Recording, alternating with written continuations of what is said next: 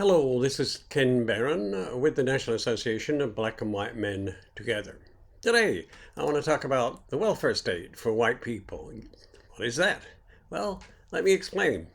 Republicans now control the House and will soon try to slash Social Security and Medicare, threatening to create a financial crisis by refusing to raise the federal debt ceiling.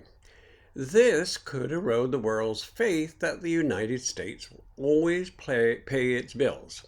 Lifting the debt limit allows the government to pay the bills it has already incurred.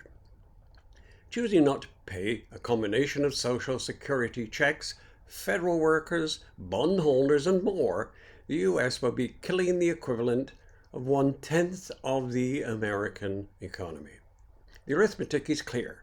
It isn't possible to achieve huge reductions in the budget deficit while, at the same time, depriving the IRS of the resources it needs to go after tax cheats without deep cuts in popular social programs. CNN has obtained a screenshot of a slide presented at a closed-door Republican meeting calling for balancing the budget within 10 years.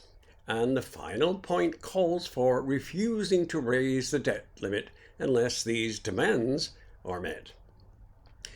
Republicans will try to assure currently retired Americans that their benefits would not be affected. This promise isn't feasible, not if they're serious about balancing the budget within a decade. But where is this determination to gut programs that are crucial to well over 100 million Americans? Where's it coming from? These programs are, after all, extremely popular, even amongst Republican voters. Republicans say they are opposed to, quote, socialism. But when an Economist YouGov poll asks them which programs they considered socialistic, none of the big ticket items, Social Security and Medicare, made the cut. The latter is a single-payer national health insurance program that they would not accept. Many Republicans consider Medicare a form of, quote, welfare. Even so, a Kaiser Family Foundation survey found that far more Republicans approving of Medicaid than disapproving. Let's get to the important reason the GOP support comes disproportionately from older voters, and most of American social spending goes to seniors. Social Security and Medicare kick in when primarily you reach a minimum age. The attitude of the Republican rank and file then seems to be that big government is bad, but when we get down to specifics, the priorities of the new House majority are wildly out of line with its own voters, let alone those of the electorate as a whole.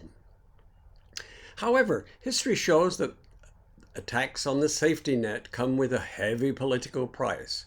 For example, George W. Bush's attempt to privatize Social Security in 2005 surely played a role in the Democratic takeover of Congress in 2006. Donald Trump's attempt to kill Obamacare helped Nancy Pelosi regain the speakership of the House in 2018. Here is the truth.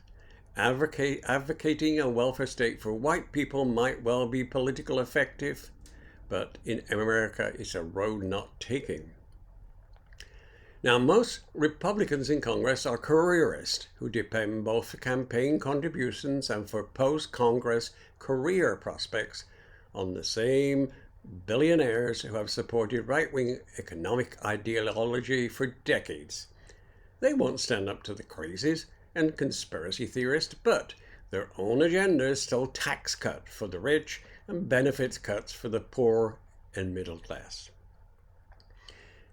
Indications are that at some point this year, the Biden administration will have to deal with this full-scale effort of economic blackmail, a threat to blow up the economy unless the safety net is shredded. And I worry that Democrats still aren't taking that threat seriously enough. The NABWMT membership is or are approaching retirement age and could be impacted by these developments. Now is the time to organize and fight these policy. This is Ken Scott Barron. Please subscribe to our platforms, like us, and comment.